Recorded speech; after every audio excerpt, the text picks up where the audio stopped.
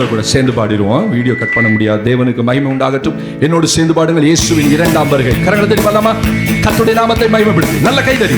அவர் வருகை எதிர்பார்த்து காத்திருக்கிற கர்த்தருடைய பிள்ளைகளை, சபையே சொல்லுங்கள். ஆமென்.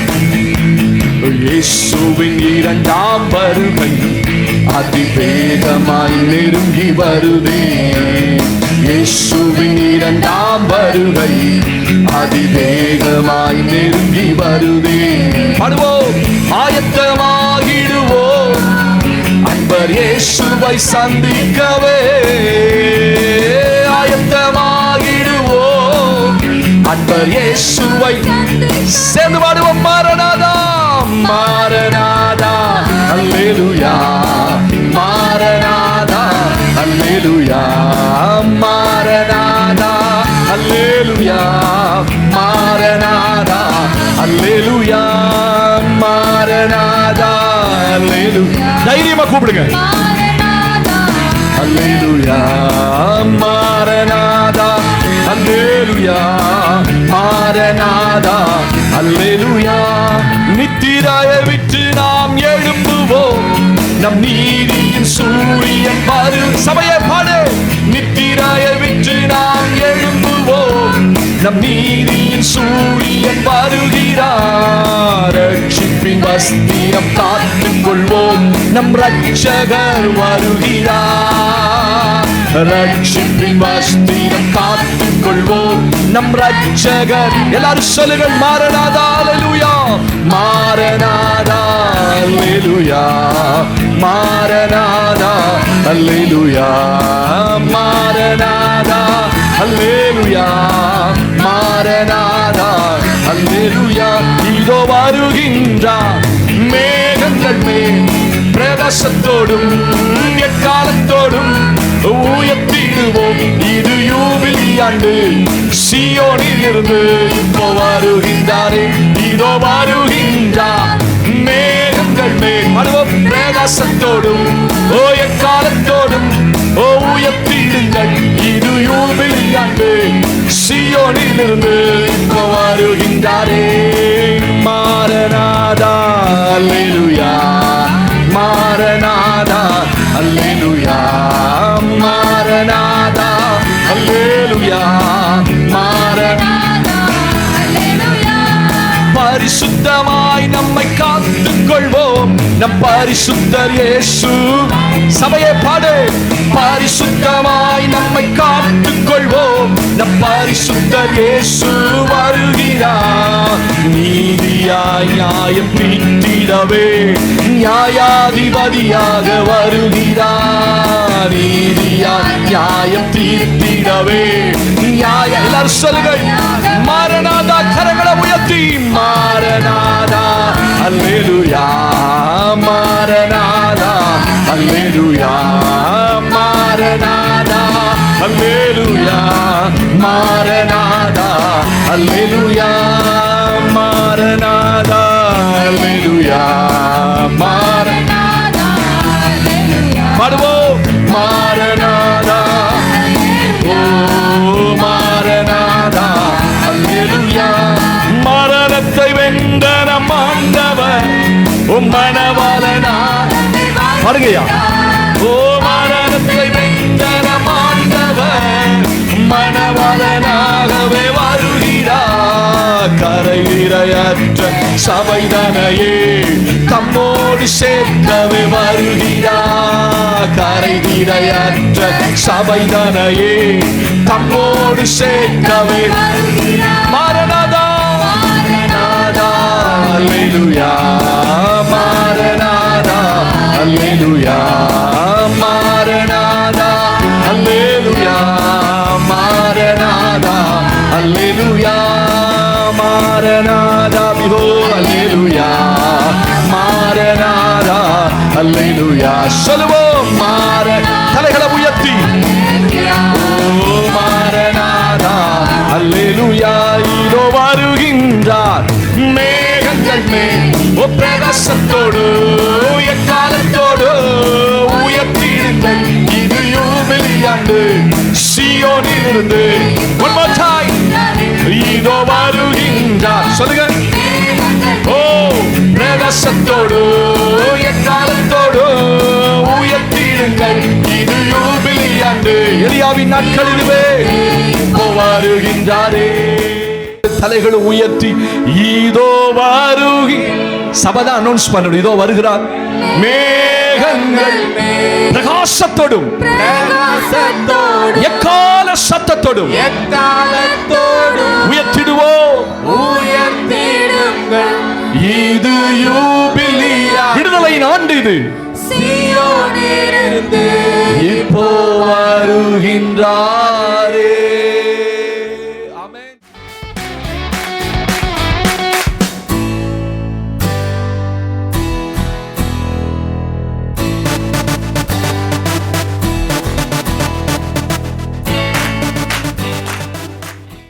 பரிசுத்த நாமம் மகிமைப்படுவதாக. இந்த நாளிலும் நாம் வாசிக்க தெரிந்து கொள்ள வேத பகுதி வெளிப்படுத்தின விசேஷம் 19ஆம் அதிகாரத்துக்கு நேராக உங்களுடைய வேத புத்தகத்தை திருப்பிக் கொள்ளுங்கள். The book of Revelation chapter 19, வெளிப்படுத்தின விசேஷம் 19ஆம் அதிகாரம் 7ஆம் வசனத்தை நாம் வாசிக்க கேட்க போகிறோம். எல்லாரும் எடுத்து கையில வைத்துக் கொள்ளுங்கள். தேவனுக்கே மகிமை உண்டாகட்டும். வாசிக்கலாமா? நாம் சந்தோஷப்பட்டு களிகூர்ந்து அவருக்கு துதி செலுத்த கடவோம். ஆட்டுக்குட்டியானவருடைய கல்யாணம் வந்தது, அவருடைய மனைவி தன்னை ஆயத்தம் பண்ணினாள் என்று சொல்ல கேட்டேன். ஒரு சத்தமாமேன்னு சொல்லுங்க. அல்லேலூயா. இன்றைக்கு வருகையை பற்றிதான ஒரு நல்ல செய்தியை கடந்த வாரத்தில் நான் வேதத்தை வாசித்துக் கொண்டிருந்த போது ஆண்டவர் இந்த வார்த்தை என் கண்களிலே, என் உள்ளத்திலே வைத்தார். அவருடைய மனைவி தன்னை ஆயத்தம் பண்ணினாள். ஒரு ஆமேன்னு சொல்லுங்க பாபா. ஹல்லேலூயா. அவருக்கு ஒரு மனைவியா? ஆட்டுக்குட்டியானவருக்கு ஒரு மனைவியா? பைபிள் சொல்லுது ஆட்டுக்குட்டியானவருடைய கல்யாணம் வந்தது, அவருடைய மனைவி தன்னை ஆயத்தம் பண்ணுவாள் அப்படின்னு சொல்லல, ஆயத்தம் பண்ணினாள் என்று சொல்லப்படுது. பாஸ்ட் டென்ஸ்ல சொல்லப்பட்டிருக்கிறது. ஒரு தேவனுடைய பிள்ளை கவனிக்க வேண்டிய ஒரு பகுதி இது. ஆண்டவர் இந்த 12 அப்போஸ்தலர்களில் ஒருவனாகிய யோவானை பத்மத்தீவுக்கு நாடு கடத்தப்பட்ட போது, அவன் நாடு கடத்தப்பட்ட ஒரு மனிதன். அவன் எருசலேமிலிருந்து நாடு கடத்தப்பட்டு, ஏன்னா ஆண்டவருடைய வசனத்து நிமித்தம் அந்த அரசாங்கம் அவனை நாடு கடத்துகிறது. அந்த நாட்களில் நம்முடைய சுதந்திர போராட்ட வீரர்களை எப்படி அந்தமான் தீவுகளுக்கு கடத்துவார்கள், அங்கே ஒரு பெரிய சிறைச்சாலை இன்றைக்கும் இருக்கிறது. பாடுபட்ட அநேக சுதந்திர போராட்ட வீரர்கள் எல்லாம் அங்கே சிலைகள் வைக்கப்பட்டிருக்கிறது. அதுபோல பத்மத்தீவில் ஆள் அரவமே இல்லாத ஒரு சின்ன தீவு, அந்த தீவுக்கு யோவான் நாடு கடத்தப்படுகிறார். அந்த தீவுக்குள்ள போய் அவன் எத்தனை காலங்கள் இருந்தார் என்று சொல்ல முடியாது, தெளிவாக இல்லை. ஆனால் ஆண்டவர் அவனை ஒரு நாள் ஆவிக்குள்ளாக மாற்றுகிறார். பைபிள் சொல்ல 1ஆம் அதிகாரத்தில், நான் கர்த்தருடைய நாளில் ஆவிக்கு உள்ளானேன். அப்பொழுது அநேக தரிசனங்களை அவன் பார்க்கிறான். இந்த வெளிப்படுத்தின விசேஷத்தில் கிட்டத்தட்ட 22 அதிகாரங்களிலே தேவனுக்கு மகிமை. முதல் 3 அதிகாரங்களிலே சபைக்கு செய்தியை கர்த்தர் எழுதுகிறார். ஒரு ஆமென் சொல்லுங்க பாப்போம். அல்லேலூயா.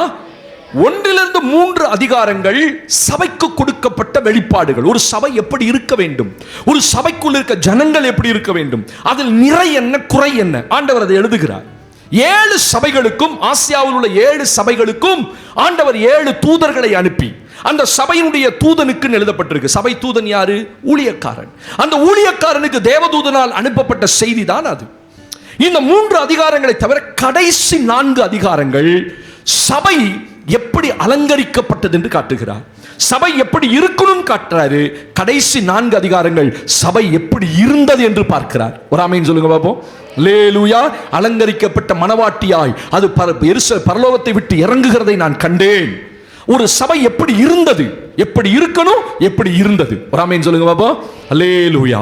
அப்ப இந்த 19ஆம் அதிகாரம் வரும் பொழுது ஆண்டவர் யோவான் மூலம் சொல்லுகிற ஒரு வசனத்தை நாம் வாசித்தோம் அல்லவா?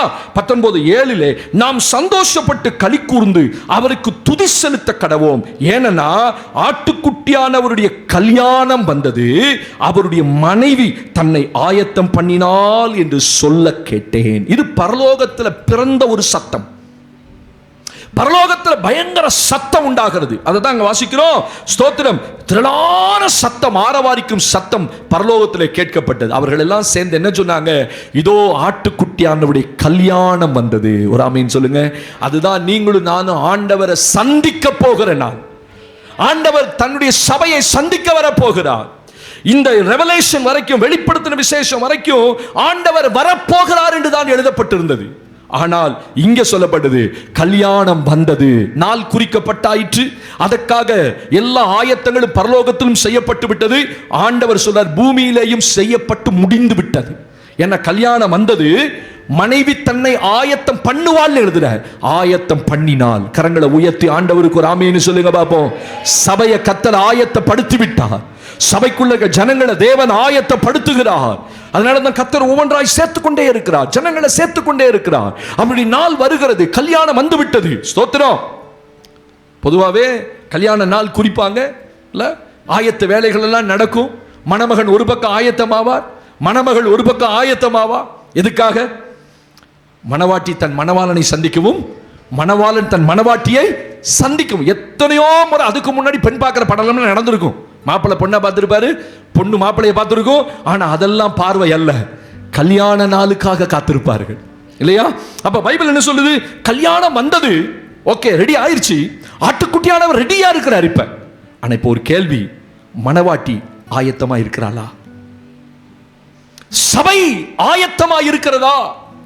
இப்ப கூட்டா கூட அவர் வந்துடுவார், ஏன்னா அவர் ஆயத்தமா இருக்கிறார். அவர் தன் மணவாட்டி சபையை சந்திக்க, இதுக்குள்ள இருக்க ஆயிரம் ஆயிரம் ஆயிரமான பரிசுத்தவான்களை சந்திப்பதற்கு அவருக்காக பாடுபட்டவங்க, அவருக்காக பாடுகளை ஏற்றுக்கொண்டவங்க, அவருக்காக சகித்தவர்கள், அவருக்காக ஓடினவர்கள், அவருக்காக வாழ்ந்தவர்கள், இதெல்லாம் பார்க்கணும் ஆசை தானே? ஹல்லேலூயா. அவருக்கு ஒரு ஆசை இருக்கும்ல. என்னதான் பரலோகத்தில் உட்கார்ந்து சிங்காசனத்தில் உட்கார்ந்து தன் சபையை ஆராதனையில் அவர் பார்த்தாலும் நேருக்கு நேரா சந்திக்கிற ஒரு அனுபவத்துக்காக தானே எல்லாரும் காத்திருப்போம். ஹல்லேலூயா. கல்யாணம் என்ன, அது வரைக்கும் தள்ளி தள்ளி இருந்தவங்க ரெண்டு பேரும் ஒன்னாயிருவாங்க, பக்கத்து பக்கத்துல உட்கார்ந்திருப்பாங்க. ஸ்தோத்திரம். அப்ப அந்த நாளுக்காக பரலோகம் ஆயத்தப்பட்டு விட்டது. நான் சொல்றேன், ஒரு பக்கம் பரலோகம் ஆயத்தம் ஆயிருச்சு, அவர் நினைச்சா இப்ப கூட வருவதற்கு அவர் ஆயத்தமா இருக்கிறார். ஆனா அவரை சந்திக்க சபை ஆயத்தமா? உள்ள இருக்கிற எத்தனை பேர் நான் ஆயத்தம்னு சொல்ல முடியும்? நான் ஆயத்தம் ஆயிட்டேன் பாஸ்டர், நான் இப்ப வந்தாலும் இயேசுவை சந்திச்சிருவேன். எத்தனை பேர் அப்படி உண்மையா 100% அந்த கான்ஃபிடென்ட்டோட நம்மள்கிட்ட சொல்ல முடியும், நம்மள சொல்ல முடியும்? சொல்லுங்க பாப்போம். இதை பார்த்து கொண்டிருக்கிற கர்த்தருடைய பிள்ளைகளே, நீங்கள் எத்தனை பேர் ஆண்டவருடைய வருகைக்கு மணவாளனை சந்திப்பதற்கு நீங்கள் ஆயத்தமாக இருக்கிறீர்களோ தெரியாது எனக்கு. உங்கள் அநேகம் பேர் இப்ப நான் கேட்டேன்னு வச்சுக்கோங்களேன், எத்தனை பேர் நீங்க ஆயத்தமா இருக்கிறீங்கன்னு சொன்னா கண்ணை மூடிட்டு ஆமேன்னு சொல்லுவீங்க. ஆனா நீங்க ஆயத்தமா இருக்கீங்களா உங்களுக்கே தெரியாது. அந்த ஆயத்தம் ஒரு பெரிய காரியம். ஆமேன். மனதளவில் ஆயத்தம் பண்ணணும், ஆவியில் ஆயத்தம் பண்ணணும், ஆத்துமாவில் ஆயத்தப்படணும். ஸ்தோத்திரம். என்னென்னலாம் சரிப்படுத்தணுமோ அதெல்லாம் சரிப்படுத்தணும். இல்லைன்னா அவருடைய வருகையில் போக முடியாது. சும்மா உட்காரலாம், உள்ள உட்காரலாம், நீங்க வார வாரம் வரலாம், அட்டெண்டன்ஸ் கொடுக்கலாம், காணிக்க போடலாம், எல்லாம் செய்யலாம். But are you ready? தேவனை சந்திக்க நீங்க சபை ஆயத்தம். அவர் சொல்ல, நான் ஆயத்தமா இருக்கேன்ப்பா, என் மனைவியை நான் பார்க்கணும். ஸ்தோத்திரம். ஆனா மனைவி ஆயத்தமா? ஆனா பைபிள் சொல்லு, ஆயத்தமானால். கல்யாணம் வந்தது, மனைவி தன்னை ஆயத்த பண்ணினால், பண்ணிட்டா. ஸ்தோத்திரம். இப்ப பண்ணப்பட்ட ஒரு மணவாட்டி, ஒரு மனைவி, மனைவியாக போகிறவள், ஒரு பெண் எப்படி இருக்கணும்? திருமண நாளைக்குப்பா, இன்னைக்கு மணவாட்டி சொல்றா, பெண் சொல்றா, ஐயோ நான் இன்னும் ஆயத்தமே ஆகல. சரி ரைட்டு, இன்னைக்காவது டைம் இருக்கு, இன்னைக்கு ஆயத்தம் பண்ணிடலாம், அடிக்க வேண்டிய பெயிண்ட் எல்லாம் அடிச்சிடலாம், கருப்பை சிவப்பா மாத்திரலாம், தோத்திரம், சிகப்பை வெள்ளையா மாத்தலாம், டைம் இருக்கு. ஆனா நாளைக்கு காலையில கல்யாணம், எத்தனை மணிக்கு? 5 மணிக்கு. 4 மணிக்கு பெண் சொல்றா, ஐயோ நான் ஆயத்தமாகலையே. அது யாருடைய தப்பு? பெண்ணுடைய தப்பு, பெண் வீட்டாரின் தப்பு. ஸ்தோத்திரம். 4:30 வரைக்கும் பெண் ஆயத்தமாகல, 5 மணிக்கு வந்து உட்காந்துட்டாரு, மணவரையில மணவாள உட்காந்துட்டாரு. அப்பதான் குளிக்கவே போகுது பொண்ணு. எப்படி இருக்கும்னு நினைக்கிறீங்க?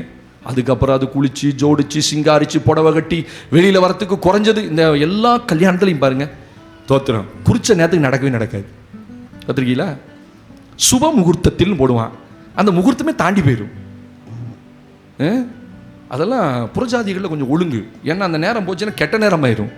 நம்ம பையனுக்கு ஒரு பெரிய தைரியம் இல்லை, பாஸ்ட்டும் போக மாட்டார், உங்களுக்காக நான் உட்காந்துட்டு இருப்பேன், போனால் போதுற வாழ்க்கையில் ஒரு நாள் தான் லேட் பண்ணுறான், இவனுக்காக நம்மளும் போகாமல் உட்காந்துருக்கணும்.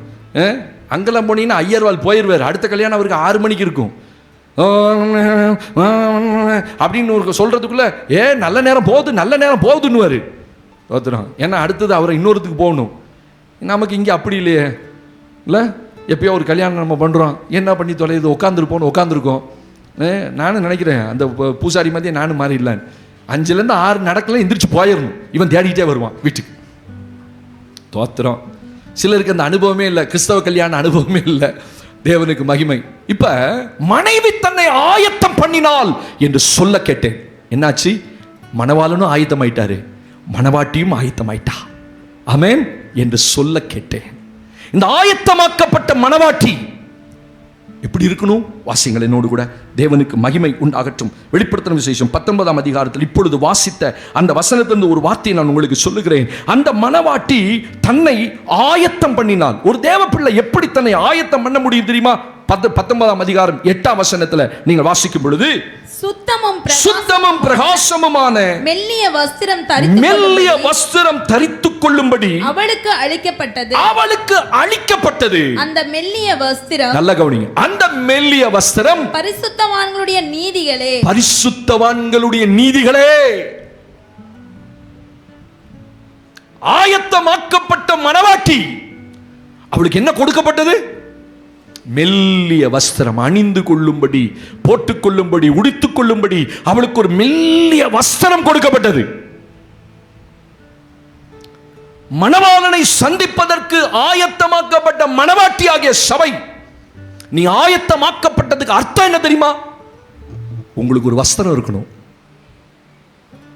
அந்த வஸ்திரம் பைபிள்ல நிறைய வஸ்திரம் சொல்லப்பட்டிருக்கு. மெல்லிய வஸ்திரம் இல்லையா? கிட்டத்தட்ட ஒரு 7 வஸ்திரங்களை குறித்து வேதத்தில் வாசிக்கும். இன்னைக்கு நான் அதை எடுக்க போறதில்ல. ஒரு தேவ பிள்ளையின் மேல இருக்க வேண்டிய 7 வஸ்திரங்கள். ஏன்னா அந்த வஸ்திரத்து மேல தான் யார் கண்ணா இருப்பா? பிசாசு கண்ணா இருப்பான். மெல்லிய வஸ்திரம், அதுக்கு பேர் நீதி என்னும் வஸ்திரம். Right, okay. ஆனா அதுக்கு முன்னாடி இன்னொரு வஸ்திரம் இருக்கு, ரட்சிப்பென்னும் வஸ்திரம். அல்லேலூயா. ஒரு கர்த்தருடைய பிள்ளை ஆயத்தமாக்கப்பட்டால் நீங்க இன்றைக்கு இயேசுவை சந்திக்கணும்னா உங்க மேல இருக்க வேண்டிய முதல் வஸ்திரம் ரட்சிப்பின் வஸ்திரம். இந்த வஸ்திரத்தை காணா போட்டுறக்கூடாது. இந்த வஸ்திரத்தை நிறைய கிறிஸ்தவர்கள் தொலைச்சிட்டாங்க. ரட்சிப்புனா என்னன்னே தெரியல உங்களுக்கு. உங்களை பார்த்து ஒருத்தர் கேட்கிறாரு, சிஸ்டர் நீங்க ரட்சிக்கப்பட்டிருக்கீங்களா அப்படின்னா, ஆமா நான் ரட்சிக்கப்பட்டிருக்கேன் அப்படின்னு நீங்க சொல்லணும். எப்ப ரட்சிக்கப்பட்டீங்க? நான் 1969ஆம் வருஷம் ரட்சிக்கப்பட்டேன். ரட்சிப்பு என்ன? பாவ மன்னிப்பு. பாவ மன்னிப்பு நிச்சயம், அதான் ரட்சிப்பு, வேற ஒண்ணும் இல்ல. ரட்சிப்பு என்பது பெரிதல்ல. என் பாவத்தை அறிக்கை செய்து நான் ஆண்டவரோட ஒப்புரவாகி நீதிமானாய் மாற்ற, அதுதான் நீதியின் வஸ்திரம். ஒரு மனுஷன் ரட்சிக்கப்படணும், அதுக்கு பிறகு நீதிமானா மாற்றப்படுவான். ஆமென். அப்போ ஒரு தேவ பிள்ளையின் மேல இருக்க வேண்டிய வஸ்திரம் என்ன வஸ்திரம் சொல்லுங்க? ரட்சிப்பென்னும் வஸ்திரம். அந்த வஸ்திரம் இருந்தாதான் நீ கல்யாணத்துக்குள்ள போக முடியும். மத்தேயு சுவிசேஷத்துல வாசிக்கிறோம்ல, ராஜா தன் வீட்டில் ஒரு விருந்து வைக்கிறான். அந்த விருந்துக்கு எல்லாரையும் அழைக்கிறான், தெரிந்தவங்களெல்லாம் அழைக்கிறான். ஆனால் யாருமே வரல. உடனே ராஜா சொல்றான், என்னப்பா ஒருத்தரையும் காணமே, என்னப்பா விருந்தெல்லாம் செஞ்சு வச்சிருக்கேன், ஆடு மாடெல்லாம் அழிச்சு வச்சிருக்கேன், கொளுத்த ஜந்துக்கள் அடிக்கப்பட்டிருக்கு, நல்ல கறி முட்டை மீன் எல்லாம் செஞ்சு வச்சிருக்கேன், யாரை காணோம். ராஜா பொறுத்து பார்த்தான். அழைக்கப்பட்டவர்கள் அவன் ஒரு வேலைக்கு போயிட்டான். சார் என்னை மன்னிக்கணும், எனக்கு இன்னைக்கு அந்த வேலை இருக்கு, எனக்கு இந்த வேலை. உங்களை போல தான் இல்லை, உங்களை போல தான்.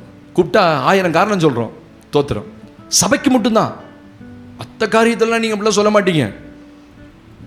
அப்ப அழைக்கப்பட்டவர்கள் அத்தனை பேரும் சொல்றான், எனக்கு அந்த வேலை இருக்கு, நான் புதுசா மாடு வாங்கினேன், உள்ள போறேன், நான் புதுசா பெண்கள் கல்யாணம் பண்ணிருக்கேன், நான் வரமாட்டேன். உன்னை ராஜா பார்த்தா, ஒன்னும் கவலைப்படாதடா. வேலைக்காரன் சொன்னா, போ அப்படியே ரோட்டு ஓரமா போ, எவெல்லாம் ரோட்ல நிக்கிறான் அவனெல்லாம் கூட்டுவா, அவனெல்லாம் கூட்டுவா. அழைக்கப்பட்டவர்கள் அவருக்கு பாத்திரவானா இல்லாமல் போய்விட்டார்கள், எல்லாரையும் கூட்டுவா. போறான், வேலிக்கு பக்கத்தில் நிற்கிறேன், ரோட்டில் நிற்கிறேன், பேசிட்டு இருந்தேன், முச்சந்தியில் உட்காந்துருந்தவன் அத்தனை பேர்த்தை அள்ளி தூக்கி போட்டுக்கிட்டு ராஜா வீட்டுக்கு வந்தா. ராஜாவுடைய வீடு அப்படியே நிறைஞ்சு காணப்படுது. இது யாரை குறித்து சொன்னாரு? யூதர்களை குறித்து ஆண்டவர் சொன்னார். யூதர்கள் தான் அழைக்கப்பட்டவங்க, ஆனால் அவங்க இயேசுவை ஏற்றுக்கொள்ளலை. அதனால அவங்களுக்கு இந்த ஆட்டுக்குட்டியான கல்யாண விருந்தில் என்ன இல்லை? பங்கு இல்லை. ஆண்டவர் சொன்ன, போ வேலி அருகே புறஜாதிகளுக்கு போ. இவன் நீங்களும் தான் யாரு? புறஜாதிகள். அவங்களால வீடு நிறையப்பட்டது, வீடு நிறைஞ்சிருச்சு. இப்ப ராஜா உள்ள வராரு. பைபிள் சொல்லுது, ராஜா உள்ள வரும்போது எல்லாரையும் பார்க்கிறார். அங்கே ஒருவன் கல்யாண வஸ்திரம் தரித்துராதவனாய் இருந்தான். ஏன்னா அந்த நாட்கள்ல உள்ள வரும்போது, கல்யாணத்துக்கு வரும்போது வஸ்திரம் கொடுப்பாங்க. அந்த வஸ்திரத்தை உடுத்திட்டு உள்ள வரணும். அந்த வஸ்திரம் அவன் அங்கே போடவில்லை. இவன் வாங்காம போயிட்டானா, இல்ல மெயின் கேட் வழியா வந்து தான் கொடுத்துருப்பான். இவன் ஏறி குச்சி வந்துருந்துருக்கலாம், பின்னாடி வழியா வந்திருக்கலாம். அதனால அவன் வஸ்திரம் இல்லை. எல்லாரையும் பார்க்கறான், வஸ்திரம் போட்டிருக்கிறான், இவன்கிட்ட இல்லை. ராஜா பார்த்தான், ஓ உனக்கு கல்யாண வஸ்திரம் இல்லை, இவனை தூக்கி எங்க போடுங்க, அழுகையும் பற்கடிப்புமான ஒரு இடத்துல போடுங்க. ஸ்தோத்திரம், இவன் இதுக்கு தகுதி இல்லாதவன். இதான் ரட்சிப்பின் வஸ்திரம். நீங்க சபைக்குள்ள இருக்கலாம், கல்யாண வீட்டுக்குள்ள இருக்கலாம், ராஜா வருவார். ராஜா வரும் வரைக்கும் உங்களுக்கு வஸ்திரம் இல்லாதது உங்களுக்கே தெரியாது. ஹலோ, ஒரு ஆமென் சொல்லுங்க பாப்போம். ராஜா வர வரைக்கும் உங்களுக்கு உங்க மேல வஸ்திரம் இருக்கா இல்லையான்றது செக் பண்ண வேண்டியது உங்க வேலை. இன்னைக்கு நான் ரட்சிக்கப்பட்டிருக்கிறேனா, என் பாவம் மன்னிப்பு வாங்கியிருக்கிறேனா, ஆண்டவரோட ஒப்புரவாயிட்டேனா, இன்னைக்கு நான் ஒரு வாழ்க்கை பரிசுத்த வாழ்க்கை வாழ்ந்துட்டு இருக்கிறேனா அப்படின்னு ஒரு கொஸ்டின் இருக்கணும். இன்னைக்கு உலகத்தில் எப்படிப்பட்ட வாழ்க்கை, நான் நல்லா வாழ்றேனா, ஆடம்பரமா வாழ்றேனா, எல்லா வசதியோட வாழ்றேனா, இன்னைக்கு அப்படிதான் ஜனங்க கேட்டுட்டு இருக்கிறாங்க. என்னால ஏன் அப்படி ஒரு வாழ்க்கை வாழ முடியல? ஆனா பைபிள் ஒரு கேள்வி கேட்க சொல்லுது, ரட்சிக்கப்பட்ட ஒரு வாழ்க்கை வாழ்ந்து கொண்டிருக்கிறாயா? இன்றைக்கு உன் மணவாளன் உன்னை சந்திக்க வருவாரானால் உன்மேல் இருக்க வேண்டிய வஸ்திரம் காணா போச்சு சிலருக்கு. பைபிள்ல வாசிக்கிற பாருங்க, வெளிப்படுத்தின விசேஷத்துல ஆண்டவருக்கு மகிமை உண்டாகட்டும் 16ஆம் அதிகாரத்துல 15ஆம் வசனத்துல வாசிங்கள். வெளிப்படுத்தல் 16:15. இதோ திருடனை போல் வருகிறேன், தன் மானம் காணப்படத்தக்கதாக நிர்வாணமாய் நடவாதபடிக்கு விழித்துக்கொண்டு தன் வஸ்திரங்களை காத்துக்கொள்ளுகிறவன் பாக்கியவான். ஆசீர்வதிக்கப்பட்டவன். பாக்கியவான் என்ன அர்த்தம்? ஆசீர்வாதமா இருக்கிறவன். ஆசீர்வாதமா இருப்பப்பா. தன் மானம் காணப்படும்படிக்கு தன் வஸ்திரங்களை காத்துக்கொள்ளுகிறவன் பாக்கியவான். ஒரு மனுஷன் ஏன் வஸ்திரம் போடுறான், ஏன் ட்ரெஸ் போடுறீங்க? உங்க மானம் மறைக்கப்படணும். அதானே அர்த்தம். ஆனா பைபிள் சொல்லுது, உன் மானம் காக்கப்படும்படிக்கு உன் மேல ஒரு வஸ்திரத்தை ஆண்டவர் போட்டிருக்கார். உன் மானம் என்ன? உன் பழைய பாவம், உன் பழைய வாழ்க்கை, அந்தரங்க வாழ்க்கை, யாருக்கு தெரியாத ஒரு பழைய வாழ்க்கை ஆண்டவர் மூடி மறைச்சுதான் உங்க மேல ஒரு வஸ்திரத்தை போட்டிருக்கார். சொல்லுங்க, கை உயர்த்தி ஒரு ஆமேன். அதுக்கு கூட நோவுது பாருங்க. உங்க மேல வஸ்திரத்தை போட்டவருக்கு ஒரு ஆமேன்னு சொல்ல முடியல. உங்க பாவத்தில் மூடினாரா இல்லையா? மறைச்சாரா இல்லையா? வெளிப்படுத்தினாரா யாருக்காவது? இங்க உட்கார்ந்து இருக்கிற ஒவ்வொரு பாவத்தையும் ஆண்டவர் அவுத்து விட்டாருன்னு வச்சுக்கோங்க, என்ன ஆகும் சொல்லுங்க? நாத்தம் அடிக்கும், நாரி போயிடும். ஒவ்வொருத்தருக்கும் ஒரு பேக்ரவுண்ட் இருக்கு, ஒவ்வொருத்தருக்கும் ஒரு அந்த அந்தரங்கம் இருக்கு. ஒவ்வொருத்தருடைய பழைய வாழ்க்கையிலும் கிண்டி கிளறி பார்த்தோம் ரொம்ப அசிங்கமா இருக்கும், எல்லாருக்குமே அசிங்கமா இருக்கும். ஆனா ஆண்டவர் உள்ள வரும்போது உன் மேல ஒரு வஸ்திரத்தை போட்டு உன் மானம் காணப்படக்கூடாது. இனி உன்னை பார்க்கிறவன் பழைய பாவியா பார்க்கக்கூடாது. உன்னை பார்க்கிறவன் நீதிமானா, பரிசுத்தவானா, விசுவாசம் உள்ளவனா, ரட்சிக்கப்பட்டவனா பார்க்கணும். அதுக்குதான்ப்பா உங்க மேல என்ன போட்டாரு? உங்க மேல ரட்சிப்பின் வஸ்திரம்.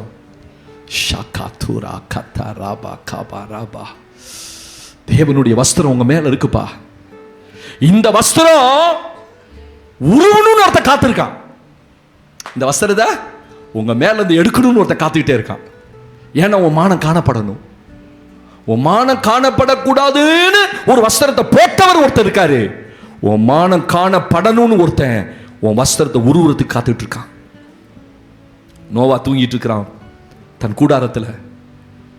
தன் வஸ்திரம் விலகி போய் படுத்திருந்தான். ஒரு அப்பா நல்ல திராட்சை ரசம் குடிச்சு நல்ல மட்டையாகி, ஸ்தோத்திரம், அந்த நாட்களில் திராட்சை ரசம் குடிக்கிறது வழக்கம் இல்லையா?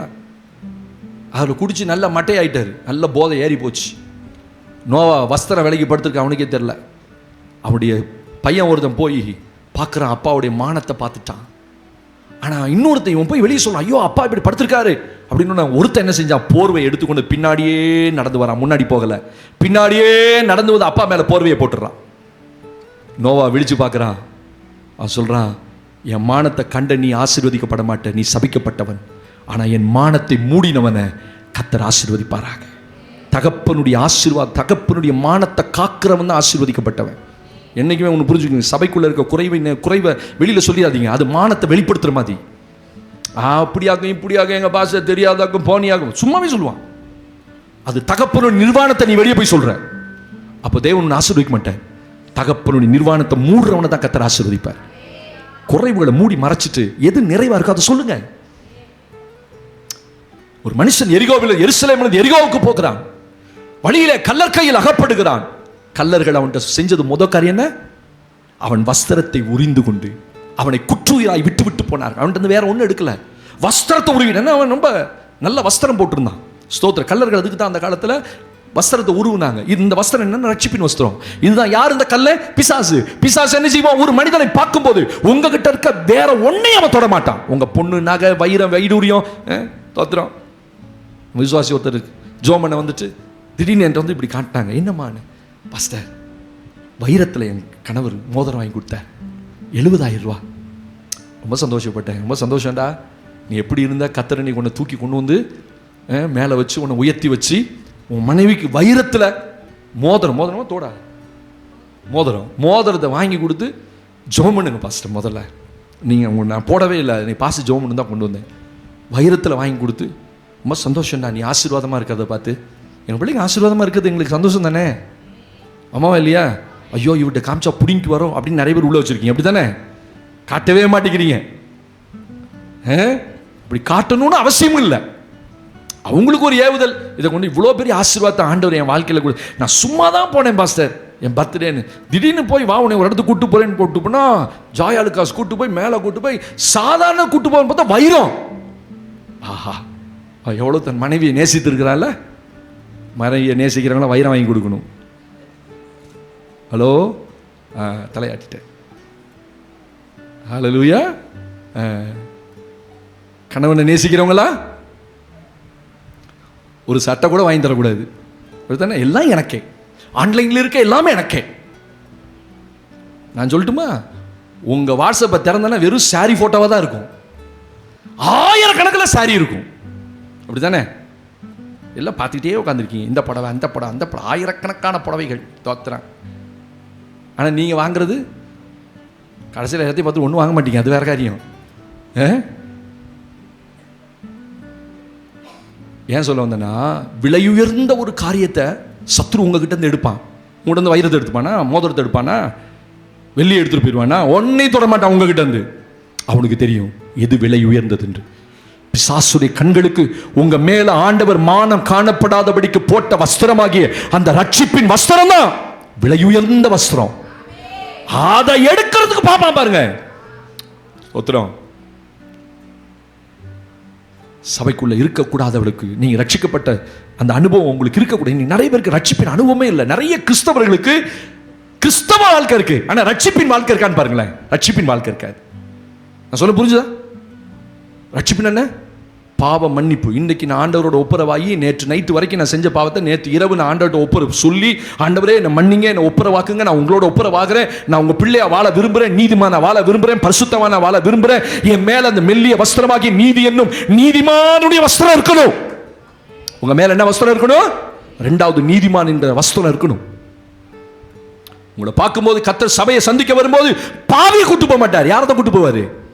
பாவிக்கு தருணம் கொடுத்துக்கிட்டே இருப்பார். இன்னைக்கு வரைக்கும் கொடுப்பார், இப்ப வரைக்கும் கொடுப்பார். நீ மனம் திரும்புறியா, மனம் திரும்புறியா, மனம் திரும்புறியா, விட வேண்டிய பாவத்தை விடுவியா, எல்லாத்தையும் பார்த்துக்கிட்டே இருப்பார். நாளைக்கு நாளைக்கு பார்த்துக்கலாம், போயிருப்பா வந்துடுவார். வந்துட்டாருண்ணா, ஐயோ இன்னைக்கு ஏன் தான் வந்தேன்னா இப்படி ஒரு செய்திகிட்ட மாட்டிக்கிட்டேனேன்னு பார்க்குறீங்களா? நீங்க வருவீங்கன்னு எனக்கும் தெரியாது. ஆமென். ஆமாவா இல்லையா? இந்த ஒரு செய்தியை நேற்று நைட் எனக்கு கொடுப்பாருன்னு எனக்கும் தெரியாது. ஹலோ, அப்ப ஆண்டவர் செய்தி நல்லா இருக்கா இல்லையா? தேவன் உங்களோட பேசுறார். உங்க மேல இருக்க வேண்டிய வஸ்திரத்தை உலகம் ஓடி போய், ஸ்தோத்திர, உறவுகள் ஓடி எல்லாத்தையும் போய் நிறைய பேர் வஸ்திரத்தை இழந்துட்டான். நேற்று ஒருத்தர் ஃபோன் பண்ண, என்னடா 3 மாசம் உனே காணோம், மனைவி ஒரு பக்கம் புலம்புறா, ஸ்தோத்திரம், அவரு மட்டையாயிட்டாரு பாஸ்டர், நீங்க குடிச்சு நீங்க தான் விசுவாசின்றீங்க. நான் சொன்னேன், அவனை விடவே மாட்டேன் ஆண்டவரே. அல்லேலூயா. நான் அடிச்சுக்கிட்டே இருக்கேன் ஃபோனு, டே வந்துடுறா, டே எப்படியா வந்துடுறா, டே குடிச்சாலும் பரவாயில்லடா, வாடா சபைக்கு வாடா. சரி பாஸ்டர் வர்றேன் அப்படின்னா, ஆண்டவரே அவன் பரவாயில்ல நிதானமா என்னை பாஸ்டர்னா அது சொன்னானே, டே எவன்டா அவன் அப்படின்னா அப்படின்னு சொல்லாம அவன் மனைவி கொடுத்து பாஸ்டர் பேசுறாரு அப்படின்னோடனே, சரி பாஸ்டர் வர்றேன் அப்படின்னா, சரி காணோம் ஆளா, இன்னும் சாயந்தரம் கேந்திரம் வருவான் போல, விட மாட்டேனே. ஏன்னா அவனுக்குள்ள நிறைய ராமன் இருக்கிறான், அவனுக்குள்ள நிறைய பவுல் இருக்கிறான், அவனை கொண்டு தான் ரட்சிக்கணும்னு கர்த்தர் வச்சிருக்காரு. அந்த ஒரே கிராமத்தை அவன் ஒருத்தன் தான் ரட்சிக்கப்பட்டவன். அவனையும் பிசாசு வஸ்திரத்தை உறிஞ்சிட்டு இப்ப அவன் வஸ்திரம் போட்டிருக்க மாதிரி காட்டுறானே தவிர அவன் மேல என்ன இல்லை? ரட்சிப்பின் வஸ்திரத்தை இழந்துட்டான், உறிஞ்சிட்டான். நல்ல கவனிங்க, ரட்சிப்பின் வஸ்திரத்தை உறிஞ்சோன அவனை காயப்படுத்தினான். அது வரைக்கும் அவனை காயப்படுத்த முடியாது. சொல்லுங்க கை உயர்த்தி, எத்தனை பேர் சத்தியம் புரிஞ்சுது? அது வரைக்கும் அவனை காயப்படுத்தவே முடியல அவனால. என்னைக்கு வஸ்திரத்தை உறிஞ்சானோ அடிச்சு காயப்படுத்துறான். பிசாசுக்கு தெரியும் உங்களை தொடவும் முடியாது, உங்களை ஒண்ணும் செய்ய முடியாது. ஆனா வஸ்திரத்தை இழந்தால் உங்களை குத்துயிரும் கொலையுருமா போட்டுருவான், உங்களை காயப்படுத்திடுவான். நீங்க வஸ்திரத்தை காத்துக்கொள்ளணும். அதனால தான் பைபிள் சொல்லுது, ஓ நான் திருடனை போல வருகிறேன், தன் மானம் காணப்படாதபடிக்கு தன் வஸ்திரத்தை காத்துக்கொள்ளுகிறவன் பாக்கியவான். நான் வரும்போது வஸ்திரத்தோட இருக்கணும். ராஜா உள்ள வரும்போது வஸ்திரம் இல்லாதவனை கொண்டு போய் எங்க போட்டாங்க? அழுகையும் பற்கடிப்புமான இடத்துல போட்டான். ரொம்ப பயங்கரமான இருளும் அந்தகாரமும் நிறைஞ்ச இடம். சபை என்பதும் ரொம்ப எவ்வளவு பெரிய காரியம் தெரியுமா? நான் சபைக்கு போறேன்னு சொல்றது பெரிதல்ல. சபையில் நீங்க வந்து உட்கார்றீங்க பாத்தீங்களா, ரட்சிப்பின் வஸ்திரம் இருக்கா, நீதியின் வஸ்திரம் இருக்குதா, நான் ஒரு நீதிமானா? ஆண்டவர் சொல்றாரு, தன் காலத்துல நோவா இருந்தவர்களுக்குள்ளே உத்தமனும் நீதிமானமா இருந்தான். தன் காலத்தான் இருந்தவங்களுக்குள்ள, ரொம்ப நீதிமான் இல்ல, இருந்தவங்களை பார்க்கலாமா? ஓகே, அதான் சொல்றேன். உங்களால 100% நீதிமானா இல்லைனாலும் இருக்கிறவங்களுக்குள்ள நீ நீதிமானார். ஒரு ஆமென் சொல்லுங்க. செய்கிற காரியத்தை நீதியா செய்யுங்க. அடுத்தவனுக்கு செய்கிற காரியத்தை நீதியா செய்யுங்க. தோத்திரம், உங்க பேர்ல ஒரு குற்றம் வரக்கூடாது. உங்களை பார்த்து யாரும் கை நீட்டி இவனெல்லாம் ஒரு விசுவாசியா, இவரெல்லாம் ஒரு கிறிஸ்தவரா அப்படின்னு யாராவது சொன்னாங்கன்னா அது நல்லதல்ல. நீ நீதிமான் அல்ல. பேசுறது நீதியா இருக்கும், ஆனா நடக்கிறது நீதியா இருக்காது. ஆமென். தேவன் அதை விரும்புறார். அப்ப அந்த மணவாட்டி தன்னை ஆயத்தம் பண்ணினார்.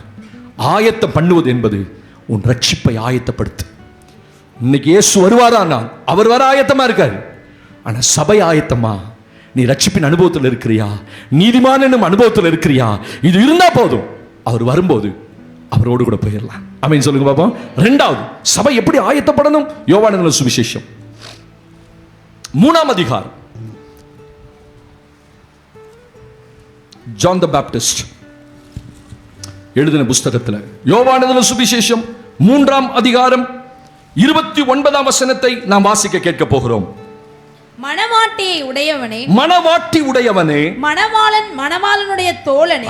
கரெக்டா வாசிங்க. மணவாட்டியை உடையவனே மணவாளன், மணவாளனுடைய தோழனே, மணவாளனுடைய தோழனோ அருகே நின்று அவருடைய சொல்லை கேட்கிறவனாய், அவருடைய சொல்லை கேட்கிறவனாய், மணவாளனுடைய சத்தத்தை குறித்து மிகவும் சந்தோஷப்படுகிறான். இந்த சந்தோஷம் இப்பொழுது எனக்கு சம்பூரணமாயிற்று. ஒரு ஆமென் சொல்லுங்க. ஹல்லேலூயா. மணவாட்டியை உடையவனே மணவாளன். கவனிச்சீங்களா வார்த்தையை?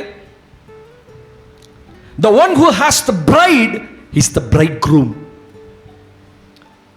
Bridegroom என்று சொன்னால் ஆங்கிலத்தில் மணவாளன், bride என்று சொன்னால் மணவாட்டி. The one who has the bride is the bridegroom. ரொம்ப அழகா எழுதியிருக்காரு. மணவாட்டியை உடையவனே மணவாளன். என்ன பஸ் இருக்கு? எவ்வளவு பெரிய சத்தியம் இருக்கு தெரியுமா இந்த ஒரு வார்த்தையில? அவன் சொல்றான், அப்பன்னா யோவான் என்ன சொல்ல, நான் மணவாட்டி இல்ல, மணவாளன் அவரு, மணவாட்டியை உடையவனே. அப்ப சபை அவருக்காக காத்திருக்கு, அவரால் உருவாக்கப்படுது. நான் சபை அல்ல, நான் மணவாட்டி அல்ல, நான் யாரு? மணவாளனுடைய தோழனோ. பக்கத்தில் நிற்பாங்கல்ல சில குடும்பங்களில், ரொம்ப அழகா திருமணம் நடத்துவாங்க. சில போன நின்று என்ன பண்றதுனே தெரியாது. பார்த்துருக்கீங்களா? உடனே பூஜை பண்ணி தாலியை கழுத்துல. நம்ம ஆராதனையெல்லாம் பாருங்க ரொம்ப அழகா இருக்கும்.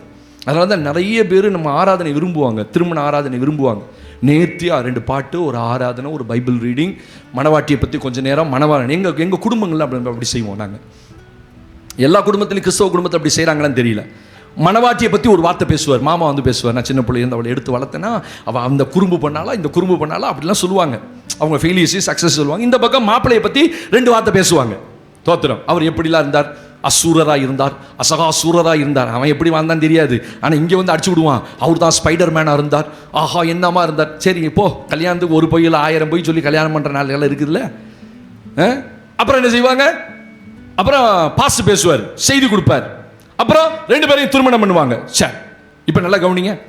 மணவாட்டியை உடையவனே 1000 பேர் கல்யாணத்துக்கு வந்தாலும் அந்த பிள்ளை அவன்லாம் கல்யாணம் பண்ண முடியாது. ஏன்னா யார் மணவாளனோ அவன் தான் என்ன செய்யணும். இன்ட்ரெஸ்டாக இருக்குல்ல, ரொம்ப நல்ல கல்யாணத்தை பற்றி கேட்கும்போது நல்லா தான் கேட்குறீங்க பாருங்க. ஒருத்தர் இன்னைக்கு தூங்கவே இல்லை பாருங்க யாருமே. இங்கே பாருங்களேன், ஒருத்தர் மூஞ்ச பாருங்களேன். இன்னைக்கு ஒருத்தருக்கு கொட்டாய் வரல, ஒருத்தர் தூங்கலை. சரி, அந்த மாதிரி கல்யாணம் தான் பண்ணலை, கல்யாணத்தையாவது கேட்டுக்கோ எப்படிலாம் கல்யாணம் பண்ணாங்க. 1000 பேர் கல்யாணத்துக்கு வருவான், ஆனா யாரும் போய் பொண்ணு பக்கத்துல உட்காந்துட முடியாது, பட்டையை கிளப்பிடுவான். தோத்திரம் இல்ல. அப்ப மணவாட்டி உடையவனே மணவா அப்படின்னு என்ன அர்த்தம்? அந்த மணவாட்டி மணவாளனை உடையவளாக மாறணும். மணவாளனுக்கு சொந்தமா மாறினாதான் அவ போய் பக்கத்துல உட்கார முடியும். நீங்க மணவாட்டியா இருங்க, ஆனா மணவாளனுக்கு சொந்தமாகாத வரைக்கும் உங்களுக்கு மணவாளன் சொந்தமாக மாட்டார். மனைவி தன்னை ஆயத்தம் பண்ணினால் எப்படி ஆயத்தம் பண்ணா? மணவாளனை உடையவனாய் மாறினார், மணவாளனுக்கு சொந்தமா மாறினார். நீங்க இயேசுக்கு சொந்தமாயிட்டீங்களா? இயேசுக்கு சொந்தமாகணும். இயேசுவை தெரியும்னு சொல்லக்கூடாது.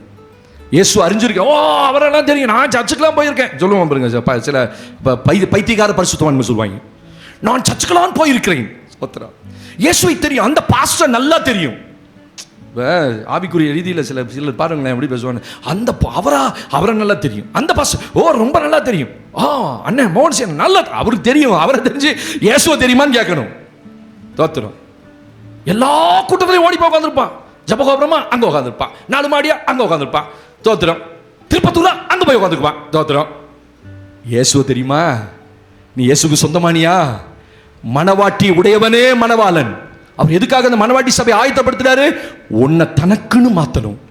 இதுவரைக்கும் நீ உனக்காக வாழ்ந்த, உனக்காக ஓடின, உனக்காக இருந்த, உனக்காக காரியங்களை செய்த, உனக்காக சாப்பிட்ட, உனக்காக குடும்பத்தை கட்டின, நீ என்றைக்கு மணவாளனுக்கு மாறிவிட்டாயோ, நீங்க நல்லா கவனிங்க, அதுக்கப்புறம் மணவாளன் என்ன சொல்றாரோ அதை தான் கேட்கணும். ஆமாவா இல்லையா? ஆனா இன்னைக்கு இருக்கிற பிள்ளைகள் அப்படி சொல்ற மாதிரி தெரியல. இன்னைக்கு இருக்கிற பிள்ளைகள்லாம் போகும்போதே பல கேள்வி கேட்டு தானே போகுது. தனியா வந்துடுவியா? முதல் கேள்வி. கல்யாணம் பண்ணோன்னே சர்ச்சில் 2 கல்யாணம் சீக்கிரம் நடக்க போகுது. அடுத்த மாதம் ஒன்று, அதுக்கு அடுத்த மாதம் ஒன்று. எப்படி கேட்குறாங்க பாருங்க. மேட்ரிமோனி நடத்துகிறோம்ல, அதில் பாருங்க என்னென்னலாம் கேள்வி கேட்குறான் பாருங்க. இப்போல்லாம் டைரெக்டாகவே பொண்ணுடைய அம்மா வந்து கேட்டுருது மாப்பிள்ளை வீட்டில், நான் வந்து உங்கள் வீட்டோட அனுப்ப மாட்டேன், தனியாக அனுப்புவீங்களா? ஒத்துறாம். முதல் கேள்வி அதுதான்.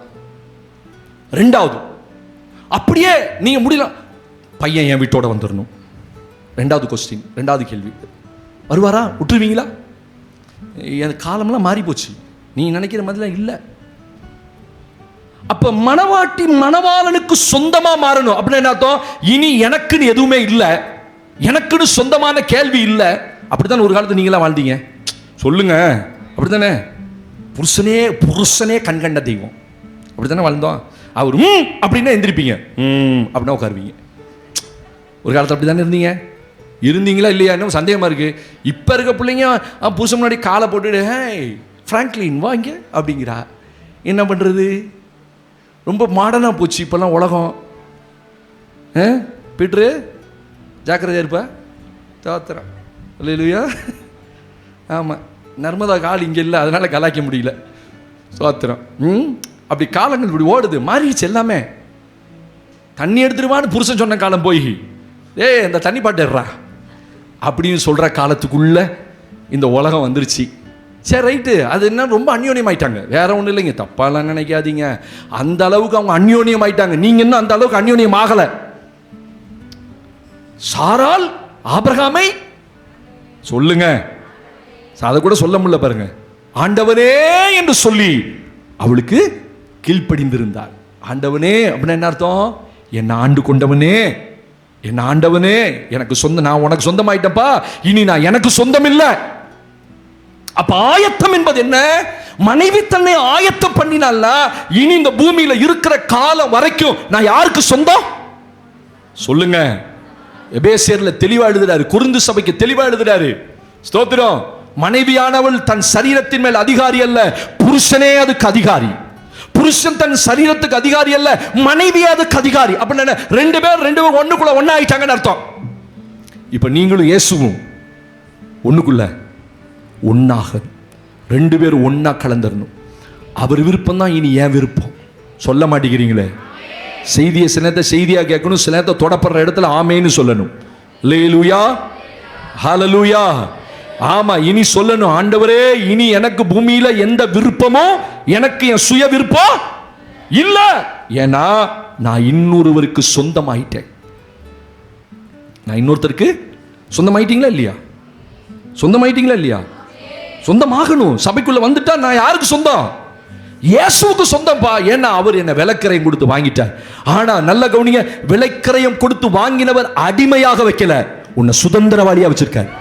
கையை தட்டி அவருக்கு ஒரு ஆமேன்னு சொல்லுங்கப்பா. கைகளை தட்டி ஒரு ஆமேன்னு சொல்லுங்க.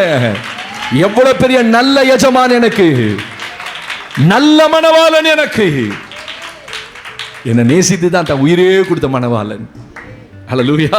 என் ஆத்தும நேசர். அவருக்கு எத்தனை வார்த்தைகளை கொடுக்குறான் பாருங்க. ஸ்தோத்திரம். ஹல்லேலூயா.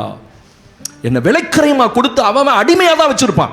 ஆனா அவர் என்ன விலைக்கிரயம் கொடுத்து வாங்கியும் என்ன அடிமையா வைக்கல. அண்ணா சொல், நீ சுதந்திரவாளி. அப்படின்னா என்ன? சுயாதீனம் உனக்கு கொடுக்குறேன், நீ என்ன வேணா செஞ்சுக்கலாம் போ.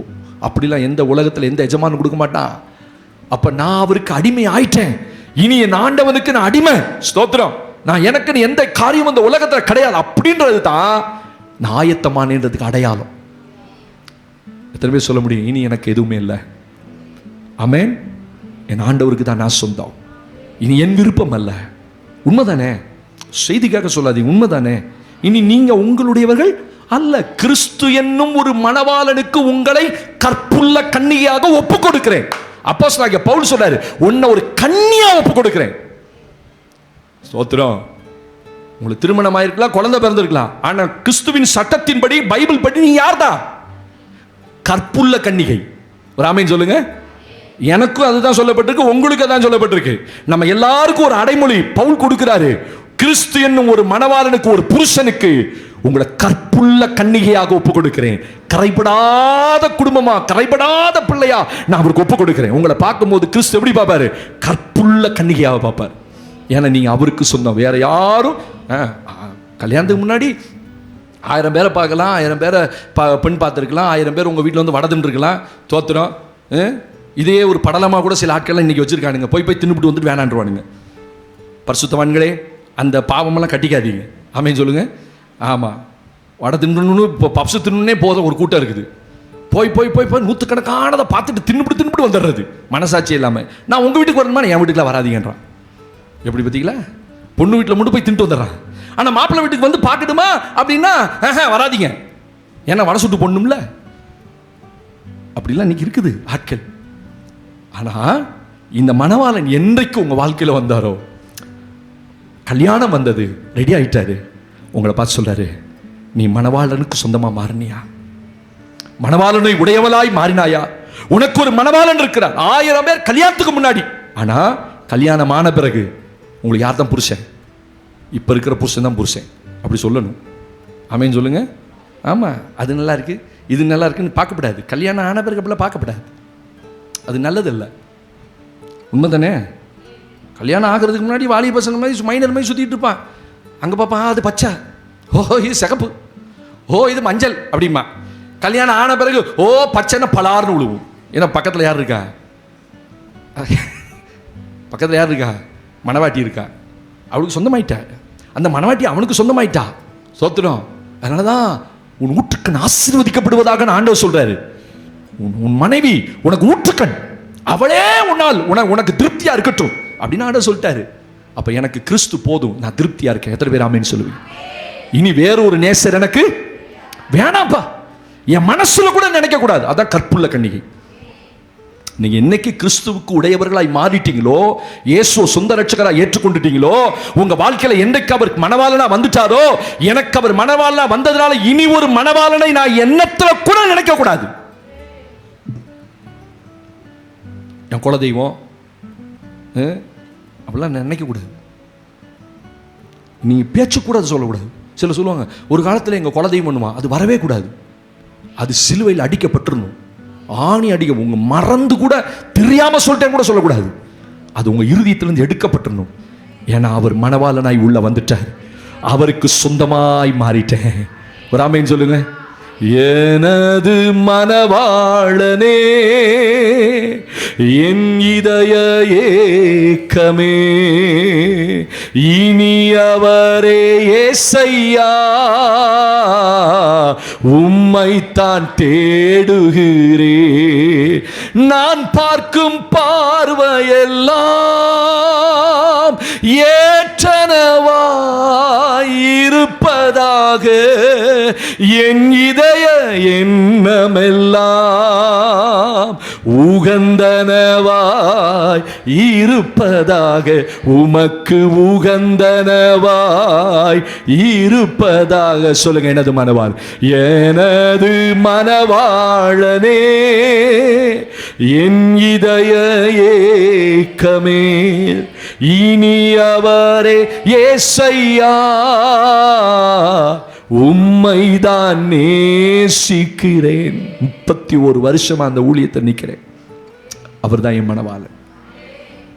ஒரு நிமிஷம் கூட நான் நினைச்சு பார்த்தல வேற ஒன்றை. அவர் எனக்கு உண்மையுள்ளவராக இருக்கிறார், நான் அவருக்கு உண்மையுள்ளவராக இருக்கேன். அப்ப ஆயத்தமாக்கப்பட்ட மனவாட்டி எப்படி இருக்கணும்? நீங்க அவருடையவளாய் மாறிடணும்.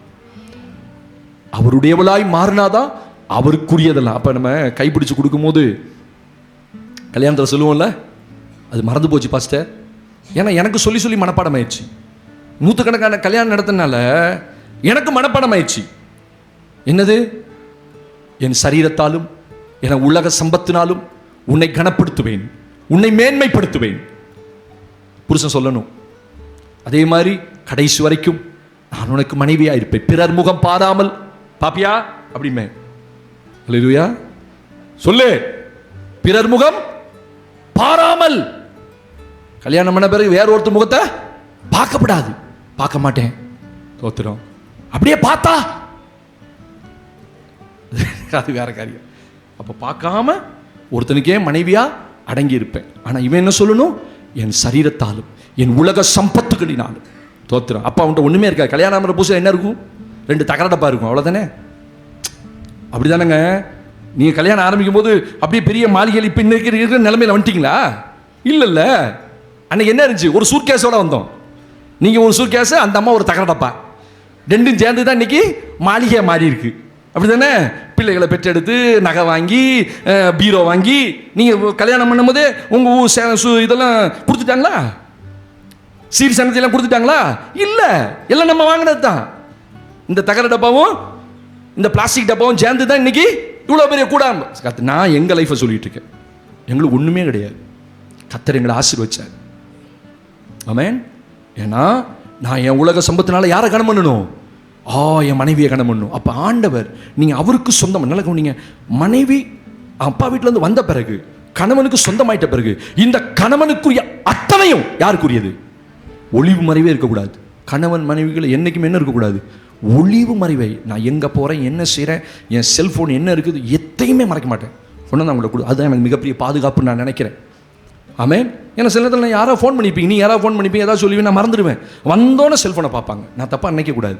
ஏதோ நம்மளை செக் பண்ணுறாங்க. ஒரு நாள் அப்படி நான் கேட்கவே மாட்டேன். சொல்லுவேன், நான் ஏதாவது மறந்துருப்பேன் பாருங்களேன் அப்படின்பேன். என் பேங்க் பேலன்ஸ், என்னுடைய இது உள்ளே இருக்க ஆப்ஸ் எல்லாமே திறந்துருக்கும். ஒளிவு மறைவே இருக்கக்கூடாது. நான் அவங்க செல்ஃபோனை யூஸ் பண்ணுவேன், அவங்க என் செல்ஃபோனை யூஸ் பண்ணுவாங்க. அதான் நல்லது. அல்லேலூயா. அப்போ கிறிஸ்துவுக்கு எனக்கும் இடையில எந்த ஒளிவு மறைவு இருக்கக்கூடாது. 3வது ஸ்தோத்திரம். நிறைய பேசிட்டே போகலாம், போதும். 3வது ஹல்லேலூயா. வாசிக்க முடியலாமா? 2 பேதுரு புத்தகம் 3ஆம் அதிகாரம். 2 பேதுரு 3ஆம் அதிகாரம். ஹல்லேலூயா. தேவனுக்கு மகிமை உண்டாகட்டும். 2 பேதுரு 3ஆம் அதிகாரம் 14ஆம் வசனத்தை நம்ம எல்லாரும் வாசிக்க கேட்க போகிறோம். டானிய பைபிள் 2 பீட்டர் chapter 3. ஹல்லேலூயா. 324 5ஆம் பக்கத்துல பின்னாடி வந்துருங்க. 325ஆம் பக்கத்துல 14ஆம் வசனம் வாசிக்கலாமா? ஆகையால் பிரியமானவர்களே, இவைகள் வர காத்திருக்கிற நீங்கள் கரையற்றவர்களும் பிழையில்லாதவர்களுமாய் சமாதானத்தோடே அவர் இவைகள் வர காத்திருக்கிற நீங்கள் கரையற்றவர்களும் பிழையில்லாதவர்களுமாய் சமாதானத்தோடே அவர் சந்நிதியில் காணப்படும்படி, கவனிங்க, அவர் சந்நிதியில் காணப்படும்படி ஜாக்கிரதையாயிருங்கள். ஒரு ஆமென் சொல்லுங்க சத்தமா.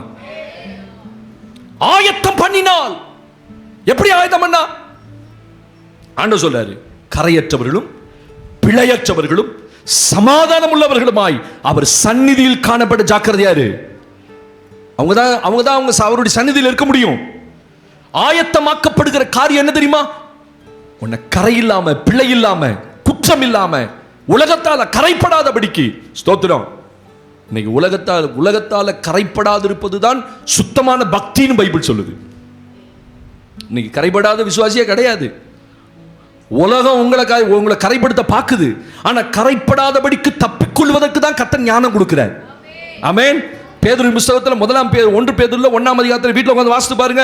அவரை அறிகிற அறிவே உலகத்தின் அசுத்தங்களுக்கும் கேட்டுகளுக்கும் உங்களை தப்புவிக்கும். நீங்க எந்த அளவு ஆண்டவரை அறிஞ்சிருக்கீங்களோ அதுதான் இந்த உலகத்துடைய அசுத்தத்துக்கு உங்களை தப்புவிக்கும். உலகத்தில் அசுத்தம் இருக்கதான் செய்யும், உலகத்தில் பாவம் இருக்கதான் செய்யும்.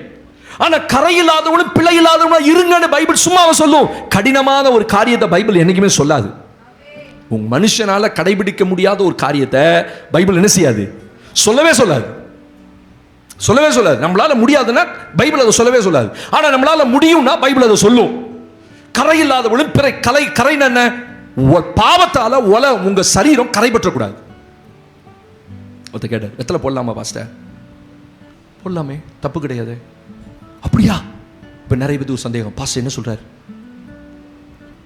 நீங்க என்னைக்காவது ஒரு நாள் நல்ல சாப்பாடை சாப்பிட்டு ஒரு வெத்தலையை மடிச்சு வாயில போட்டு மென்னு துப்புறது டைஜஷன்.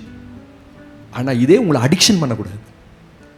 அப்போஸ்தலன் பவுல் என்ன சொல்றாரு? நான் ஒன்றுக்கும் அடிமையா இருக்க மாட்டேன். இதை அப்படியே பழகி சுண்ணாம்பு தடவி உள்ள கொட்டைப்பாக்க வச்சு அதை வச்சு இதை வச்சு நல்லா மென்னு பழிச்சு துப்புறீங்க பார்த்தீங்கன்னா அதான் தப்பு. அதுக்கு நீ அடிமை ஆயிட்ட. என்னைக்கோ ஒரு நாள் சிஸ்டர் வீட்டுக்கு போனேன். அவங்க வீட்டில் வெத்தலை கொடி இருந்துச்சு. அட சூப்பராக இருக்கே, 2 வாங்கி வாயில போட்டேன். It's for digestion, it's not wrong. நல்லா புரிஞ்சுக்கணும் எது தப்பு எது தவறு எது தப்பு இல்லை. சின்ன காரியங்கள் கேட்குறாங்க, இது தப்பா பாஸ்டர்? நான் சொன்னேன், உன் வாயை பார்த்தாலே இது தப்பா தெரியுது எனக்கே. அப்போ ஏசுனாருக்கு தப்பா தெரியாதா? பல்லெல்லாம் கரை பிடிச்சி வாயெல்லாம் கரை பிடிச்சி எங்கள் வீட்டுக்கார் திட்டிகிட்டே இருக்கிறார். திட்டப்படாது, ஆண்டவருக்கு பிடிக்காத காரியம். நீ அடிக்ஷன் ஆயிடாது, அடிமையாயிராது. ஒன்றுக்கும் என்ன, நான் எல்லாவற்றையும் அனுபவிக்க எனக்கு உரிமை உண்டு, ஆளா எல்லாம் எனக்கு தகுதியாயிராது. ஒரு விசுவாசிக்கு எல்லாமே தகுதியா இருக்காதுப்பா, தகுதியா இருக்காது. நீ ஒண்ணுக்கு அடிமைப்படக்கூடாது. ஏன்னா நீ கிறிஸ்து என்னும் வேறு ஒருவருக்கு சொந்தமாயிட்ட. சொந்தமானதுனாலதான் அவர் நீ எதுக்கு அடிமைப்படக்கூடாது. அப்ப பைபிள்ல எபேசியர் நிருபத்துல ஆண்டவர் சொல்றாரு, ஸ்தோத்திரம், கரைத்திரையற்ற சபையாய் தமக்கு முன் நிறுத்திக் கொள்ளும்படிக்கு தம்மை தாமே பலியாய் ஒப்பு கொடுத்தார். இந்த சபைக்காக அவர் ஜீவனை கொடுத்திருக்கார். இந்த சபையுள்ள ஒவ்வொருவருக்காக தான் ஜீவனை கொடுத்திருக்கார். எதுக்காக? கரைத்திரையற்ற சபையாய். பாண்டமில்ல, கரைத்துறையற்ற சபையா தமக்கு முன் நிறுத்திக் கொள்ளும்படி இந்த சபையை ஆண்டவர் பார்க்குவது பிழை இல்லாத சபையா, கரையில்லாத சபையா. உங்க மேல எந்த குற்றமும் சுமத்தப்படக்கூடாது. உங்களை நீங்க தான் காத்துக்கணும். ஆமென். ஆமா, உலகம் கரைப்படுத்த பார்க்கும், உலகம் உங்க மேல பூச பார்க்கும். ஸ்தோத்திரம். இந்த மஞ்சள் தண்ணி அடிக்கிற காலத்தில் நீங்க போனீங்கன்னா மஞ்சள் தண்ணி அடிக்கத்தான் செய்வான். அதுக்கு என்ன செய்யணும்? உத்தமம் வீட்டுக்குள்ளே கதவை பூட்டிட்டு உட்காந்துக்கணும். நான் போனேன், ஆண்டவர் பிள்ளையாகி என் மேல் அடித்து விட்டார்கள். போட்டோ எடுத்து போடுறான் பாருங்க. ஃபர்ஸ்ட் நான் சொன்னேன், நீ என்ன அங்கே போன? உன் வீட்டுக்குள்ள வந்து ஊத்துனா, உன் வீட்டுக்குள்ள வந்து ஊத்துனா நீ கேஸே கொடுக்கலாம் மேல. இல்லை, நான் சும்மா ஃப்ரெண்டை பார்க்க போனேன். நீ அவன் ஊத்துறான்னு தெரிஞ்சு நீ அந்த ஊருக்குள்ள போய் ஊத்துறான்னு தூரத்தை தெரிஞ்சா நீ ஓடி வந்துடணுமா இல்லையா? உலகம் உன்னை கரைப்படுத்து ஒரு இடத்துக்கு போனா உனக்கு அது பிரச்சனை, பாவம், உன்னை நீ அங்கே விழுந்துருவ. உனக்கு விழக்கூடிய சந்தர்ப்பங்கள் இருக்குன்னா உன்னை நீ காத்துக்கணும். நீ சொல்லணும், நான் அங்கே போக மாட்டேன். இந்த ஆள் கூட பேசினா என் மைண்ட் மாறுது, என் சிந்தை மாறுது, என் பேச்சு மாறுது. நோ, கட் பண்ணணும், விட்டு. அவன் ஃப்ரெண்டாவே இருக்க வேண்டாம் உனக்கு. ஆமென். அவன் பேசுறது சூப்பரா இருக்கு, உன்னை குழிக்குள்ள தள்ளுறான்னு அர்த்தம். உன்னை பாவத்துல தள்ளுறான், கரையில தள்ளுறான், உன்னை அறியாமலே கரைப்படுது. அப்ப கிறிஸ்து வரும்போது கரைத்திரையற்ற சபையை தான் கூட்டு போவாரு. நீ சபைக்குள்ளேயே உட்கார்ந்து கரையுள்ள சபையா இருந்து கரையுள்ள வாழ்க்கை வாழ்ந்தா, எஸ்தரை கூட்டு போறான். 6 மாசம் வெள்ளை போலத்தினாலும் 6 மாசம் எல்லா விதமான சுகந்த வாசனையினாலும் எஸ்தரை சுத்தம் பண்றாங்க. 6 மொத்தம் 12 மாசம். ஏன் தெரியுமா? அவ டர்ன் வரும் ஒரு நாள் ராஜாவை சந்திக்கும்படி. அந்த ஒரு நாளைக்கு ராஜாவை சந்திப்பதற்கு 12 மாதங்கள் அவள் சுத்திகரிப்பு செய்யப்படுகிறாள். எனக்கு ஆச்சரியமா இருந்துச்சுங்க அந்த வசனத்தை. நீ காலைல வாசித்து எத்தனையோ ஒரு வாசு இருக்கும். ஒரு ராஜாவுக்கு ஒரு நாளைக்கு அவனை போய் பார்க்கறதுக்கு 12 மாதங்கள் தன்னை சுத்திகரிக்கிறாள். சுத்தம் பண்ணி அழகுபடுத்தி அவ கேட்கறதெல்லாம் கொடுப்பான்.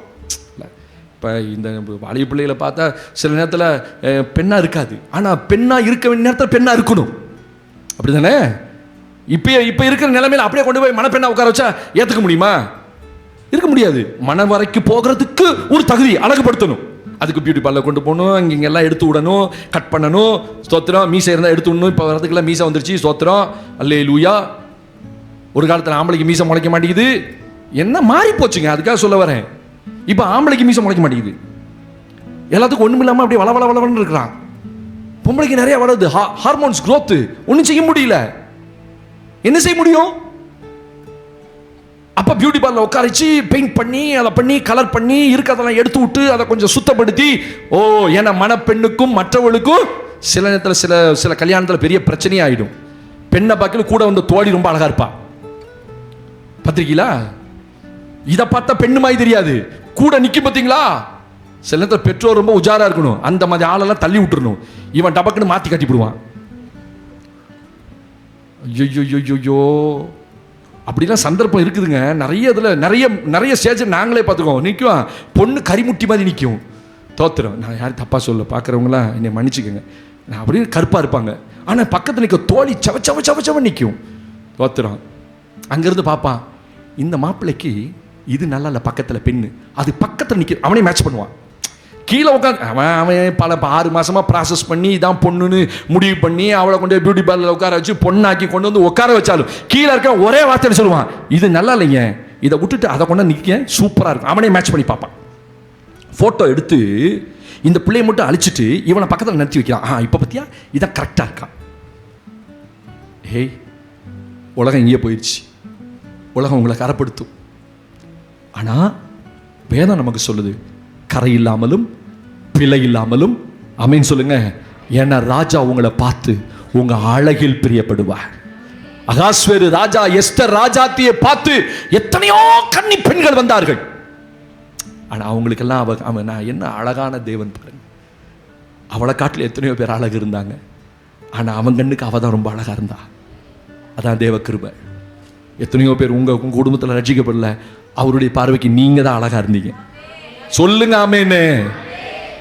நான் எப்படி பாச அழகா இருந்தேன், நான் கருப்பா இருக்கனே, கொஞ்சம் மானரமா இருக்கனே. அவருக்கு அதெல்லாம் இல்லை, உள்ளம் அவருக்கு அழகு. உங்க தாயின் கற்பத்தில் உங்களை பார்த்த அழகு அது. ராமேன்னு சொல்லுங்க. அதெல்லாம் நம்ம விவரிக்கவே முடியாதுங்க. அவர் ஏன் என்னை கண்டுபிடிச்சார், ஏன் என்னை தெரிஞ்சு கொண்டார், என்னத்துக்காக என்ன அந்த சபையில் கொண்டு வந்து உட்கார வச்சான்னு தெரியவே தெரியாது. அவர் ஏதோ ஒன்றை என்னிடத்துல பார்த்தார், என்னை தெரிந்து கொண்டார், தன் மணவாட்டியை மாற்றினார். அந்த மணவாட்டிக்கு ஏற்ற மணவாளனுக்கு ஏற்ற மணவாட்டியா இருக்கும்படி கரையற்றவர்களும் பிழை இல்லாதவர்களும். ஆனால் சொல்ல, கரை இருந்தா பிழை இருந்தா உடனே உன்னை சுத்தம் பண்ணிக்கோ. 6 மாசம் இல்லை 12 மாசம் அவளை சுத்தம் பண்றாங்க. ராஜா கொண்டு வந்து அவன் மேல தன் கிரீடத்தை வைத்து பட்டத்து இளவரசி ஆக்கினான். தேவன் உங்களை அப்படிதான் பார்க்கிறார். ஆமென். 1000 குறைவு குற்றங்கள் இருந்தாலும் வஸ்திரத்தை போட்டு மூடிட்டாரு. வஸ்திரத்தை போட்டு மூடிட்டு உன்னை நீதிமானா மாத்திட்டு அவர் தனக்குரியவனா உன்னை மாத்திட்டு இப்ப சொல்றாரு, கரை இல்லாதவளும் பிழை இல்லாதவளும் சமாதானத்தோட பதட்டத்தோடு இருக்கக்கூடாது. ஐயோ இயேசு வந்துட்டா என்ன பண்றது அப்படின்னு ஆயத்தம் இல்லாத பதட்டம் வந்துடக்கூடாது. அதனால சமாதானத்தோட அவர் சந்நிதியில் காணப்படும்படி ஜாக்கிரதையா. இன்னைக்கு நைட்டு தூங்கிட்டு எழுப்பி, சிஸ்டர் நீங்க ஆயத்தம் ஆயிட்டீங்களா, பிரதர் இயேசு வந்து ஆயத்தமான்னு சொன்னா நீங்க பதறக்கூடாது. ஐயோ இயேசு வந்துட்டாரா, பதறக்கூடாது. அதான் பைபிள் சொல்லு, சமாதானத்தோடே காணப்படும். கடைசி ஒரு வசனம் நான் வாசித்து முடிக்கிறேன். தேவனுக்கு மிக முக்கியமான வசனம், அதனால நான் வாசிக்க விரும்புகிறேன். தேவனுக்கு மகிமை உண்டாகட்டும். வாசிக்கலாமா? ஹல்லேலூயா, ஸ்தோத்திரம். வெளிப்படுத்தின விசேஷம் 21:1-2 வசனங்களை நான் வாசிக்கலாம். வெளிப்படுத்தின விசேஷம் 21ஆம் அதிகாரம் 1-2 வசனங்களை வாசிக்க கேட்போம். பின்பு நான் புதிய வானத்தையும் புதிய பூமியையும் கண்டேன். முந்தின வானமும் முந்தின பூமியும் ஒளிந்து போயின. சமுத்திரம் இல்லாமற் போயிற்று. யோவானாகிய நான் புதிய விஷயமே கவனிங்க. யோவானாகிய நான் புதிய எருசலேமாகிய பரிசுத்த நகரத்தை தேவனிடத்தினின்று பரலோகத்தை விட்டு இறங்கி வர கண்டேன். அது தன் புருஷனுக்காக அலங்கரிக்கப்பட்ட மணவாட்டியை போல ஆயத்தமாக்கப்பட்டிருந்தது. எப்படி ஆயத்தமாச்சு?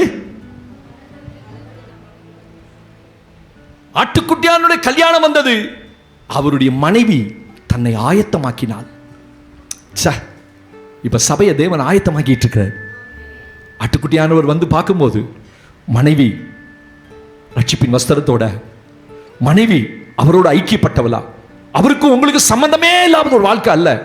ஸ்தோத்திரம். 3வது அவர் பார்க்கும்போது பரிசுத்தமாக்கப்பட்டவளாய், 4வது அலங்கரிக்கப்பட்டவளாய். சொல்லுங்க, ஆட்டுக்குட்டியானவர் வரும்போது எப்படி இருக்கணுமா? சபை அலங்கரிக்கப்பட்ட சபையா. யோவான் பார்க்கும்போது இதோ புதிய எருசலேம் ஆகிய அந்த கட்டடம் அப்படியே பரலோகத்திலிருந்து ஆட்டுக்குட்டியானது இறங்கி வருது. அது அவன் எப்படி பார்க்கறான் பாருங்க. அப்படி தரிசனத்தில் பார்க்கிறாரு. அந்த புதிய எருசலேம் இறங்கி வருது பரலோகத்திலிருந்து. ஸ்தோத்திரம். அதுல தான் ஆட்டுக்குட்டியானவர் அவர் மணவாட்டியாகிய சபையின் தங்க போகுது. அந்த இடம் எப்படி இருந்துச்சுன்னா, தன் மணவாளனுக்காக அலங்கரிக்கப்பட்ட மணவாட்டியை போல. என்ன இந்த ஒப்பனை பயங்கரமான ஒப்பனை. இந்த ஒப்பனை வேற எதுக்குமே சொல்ல முடியாது. ஏன்னா மனைவி ஒரு பெண் தன் மணவாளனுக்கு பார்க்கறதுக்கு முன்னாடி வீட்டில் இருக்கும்போது கேவலமா இருக்கும். அப்படிதானே?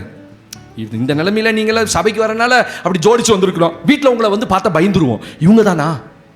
ஆமாவே இல்லையா?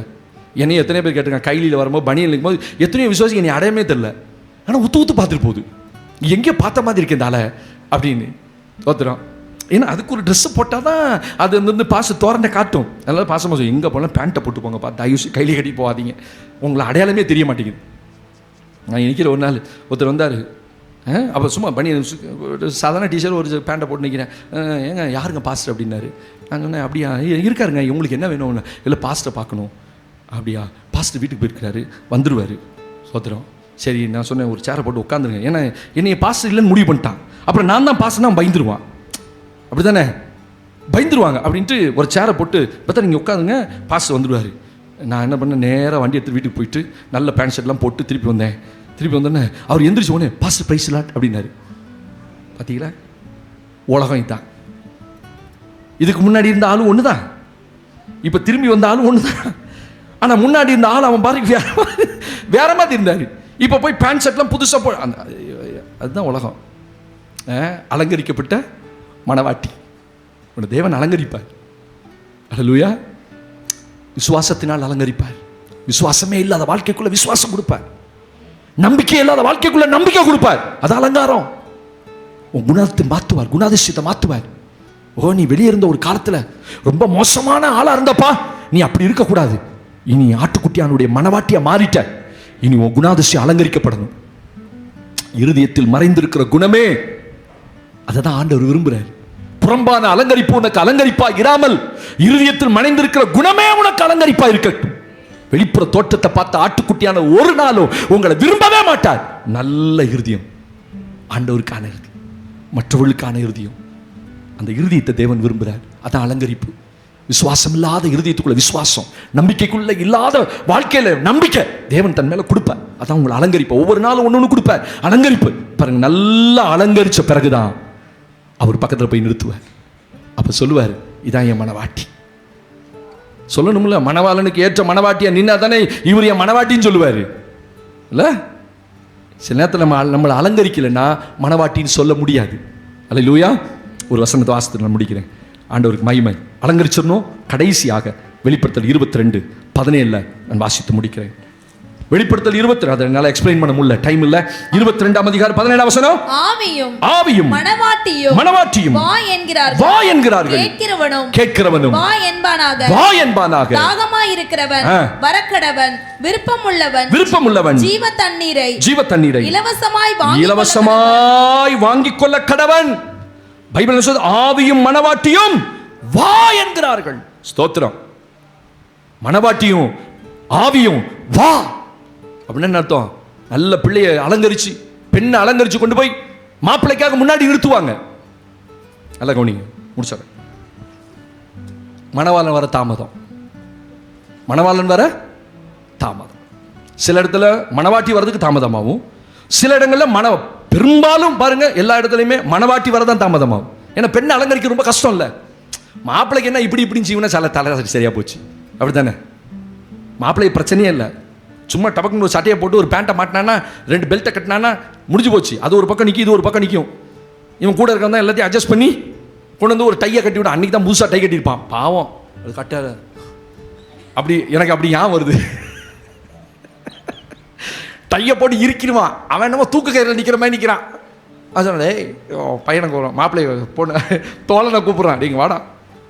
என்னண்ணா பேச்சே வரமாட்டேங்குதுடா, கொஞ்சம் லூஸ் பண்ணி விட்றா. டையை போட்டு இருக்கிட்டான். டையை குறவலையை பிடிச்சி நசுக்கிட்டு நிற்கிது. சரி, எப்படியோ அவனை அலங்கரித்து நிறுத்தியாச்சு. இந்த பெண்ணை அலங்கரிக்கிறது தான் கஷ்டம். உண்மையா இல்லையா? அந்த புடவையை கட்டி முடிக்கிறதுக்குள்ள மூச்சு வாங்கிடும். அதை தூக்கிட்டு இந்த புள்ள நடந்து வரதுக்குள்ள இவளுக்கு மூச்சு வாங்கிடும். அன்னைக்குன்னு பார்த்து கிளவுஸ் எல்லாம் மாட்டி விட்டுருவான். இதுல ரொம்ப கொடுமை என்னன்னா, நான் எல்லா கல்யாணத்தையும் போய் சொல்றது, இவ்வளோ பெரிய கொண்டையை போட்டு விட்டுருவான். இவன் இந்த தாலி கயிறு அந்த அளவு எடுக்கும்போது இந்த கொண்டையை மறந்துடுவான். நல்ல டைட்டாக கரெக்டாக இது வரைக்கும் செயினை செஞ்சு வச்சிருவான்.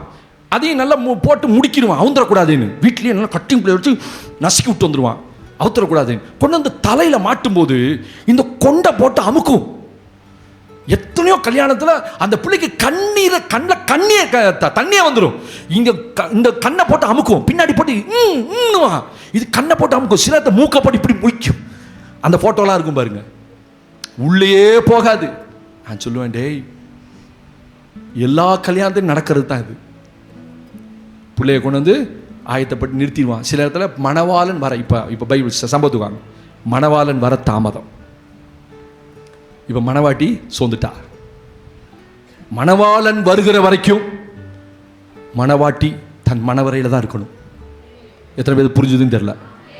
அல்லேலூயா. மணவாளன் வரத்துக்காக ஓடிடக்கூடாது. ஆமாம், அவன் மேக்கப் கலைஞ்சிரும், பரவாயில்ல. மணவாளன் வருவார், வர வரைக்கும் எங்கே தான் நிற்கணும்?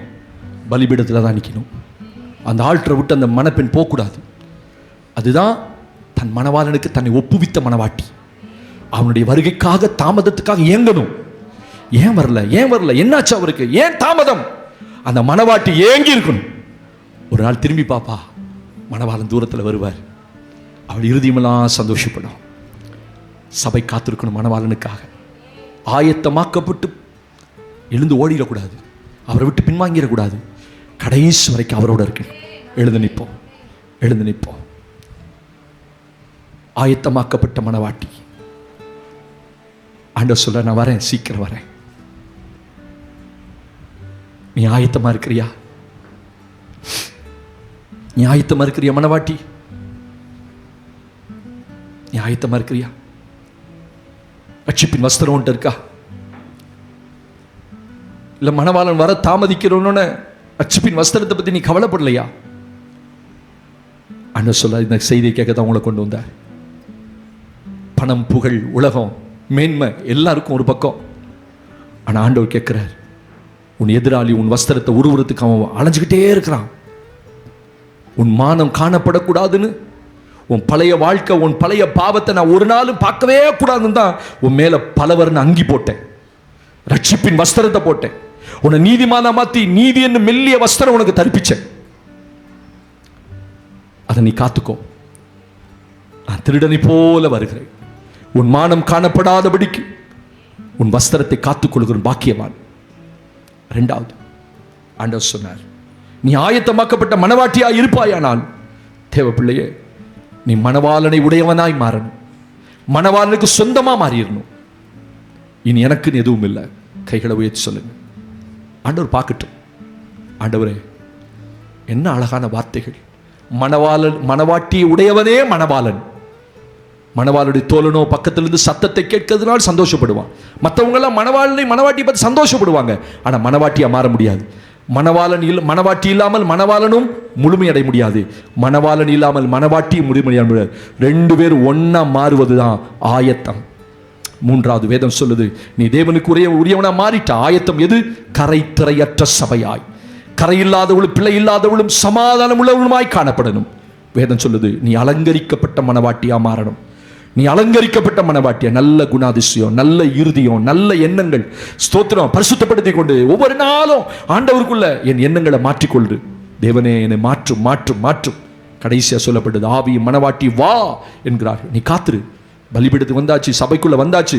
கடைசி வரைக்கும் அவர் தாமதமானாலும் அவருக்காக காத்திரு. கர்த்தர் கொடுத்த நல்ல வார்த்தைகளுக்கான எல்லார் வாய்ந்த கர்த்தரை ஸ்தோத்திரம் பண்ணுவோம்.